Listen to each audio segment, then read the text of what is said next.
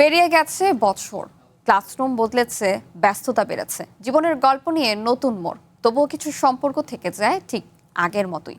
পুরনো সেই বন্ধুত্ব, আড্ডা আর স্মৃতিগুলোকে আবারও ফিরিয়ে আনলো ব্র্যাক ইউনিভার্সিটি অ্যালামনাই রিইউনিয়ন। এই আয়োজনে মিডিয়া পার্টনার ছিল চ্যানেল ওয়ান।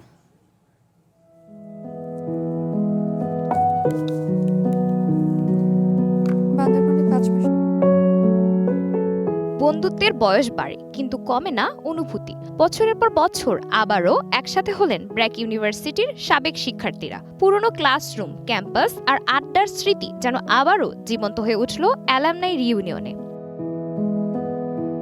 এ উপলক্ষে নানা আয়োজনে মুখর ছিল পুরো ক্যাম্পাস। নিবন্ধন ও নেটওয়ার্কিং দিয়ে শুরু হওয়া অনুষ্ঠানে ছিল সাংস্কৃতিক পরিবেশনা, বৃক্ষরোপণ, অ্যালামনাই ফুটবল টুর্নামেন্ট, ক্যাম্পাস ভ্রমণ সহ নানা আয়োজন। শিশুদের জন্য রাখা হয়েছিল আলাদা কিডস জোনও। অনেক দিন পর আসা ইউনিভার্সিটিতে, অফকোর্স প্রাণী ইউনিভার্সিটি আমাদের জন্য। এই তো খুবই ভালো লাগছে। এখনো দেখলে আর কি আগের মতোই আর কি রিলেশনশিপটা আছে, সো এইটাই আর কি অন্যরকম একটা ভালো লাগা আর কি। We are already in touch.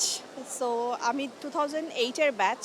So আমার ফ্রেন্ডদের সাথে এখনও ওয়েল কানেক্টেড আছি এবং ফ্রেন্ডদের সাথেই আসলে ক্যাম্পাসটার টানের জন্য আমরা বারবার স্কোপ খুঁজি যে ফিরে আসার জন্য।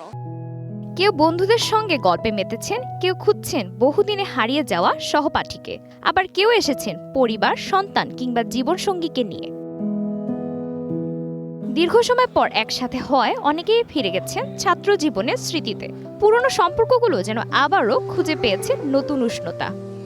পুরনো বন্ধুদের দেখে মনে হচ্ছে যে আমরা সেখানটাই চলে গেছি, আবার সেই আগের জায়গাটাই মনে হচ্ছে যে সবাই একসাথে। অনেকদিন পর দেখা হওয়ার পরে সবার সাথে কে কেমন আছে, সবার ছোট ছোট বেবি আছে, ওদের সাথে দেখা হচ্ছে। So it's very good to see them. আমরা সবসময় এক্সপেক্ট করি এই ধরনের কিছু অনুষ্ঠান হওয়া। আয়োজকরা বলছেন শুধু পুনর্মিলনই নয়, সাবেক শিক্ষার্থীদের মধ্যে সংযোগ আরও দৃঢ় করাই এই আয়োজনের অন্যতম লক্ষ্য। 2001-এ প্রতিষ্ঠিত ইউনিভার্সিটি 25 বছর হয়েছে। এই ক্যাম্পাসের আগে যারা পড়াশোনা করেছে তারা তো এই ক্যাম্পাস দেখেনি, তাদের অনেকেই দেখছে এই মডার্ন ক্যাম্পাস অভিভূত। কারোর সাথে হয়তো কারো দেখা নেই অনেক বছর, সো তাদেরকে এক জায়গায় আনা, তাছাড়া নিজের ইউনিভার্সিটির সাথে রিকানেক্টেড হওয়া, আমাদের সাথে নতুন করে কোনো কাজ, কোনো ধরনের পরিকল্পনায় অংশগ্রহণ করতে পারার সুযোগ তৈরি করা, এই সব কিছু মিলিয়ে আমি খুবই আশাবাদী।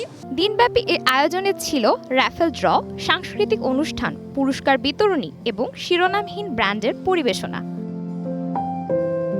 দিন শেষে প্রিয় ক্যাম্পাসে ফিরে অনেকেই বলছিলেন সময় বদলালেও কিছু অনুভূতি কখনো পুরনো হয় না। Nabiha Nuha, one news, Dhaka.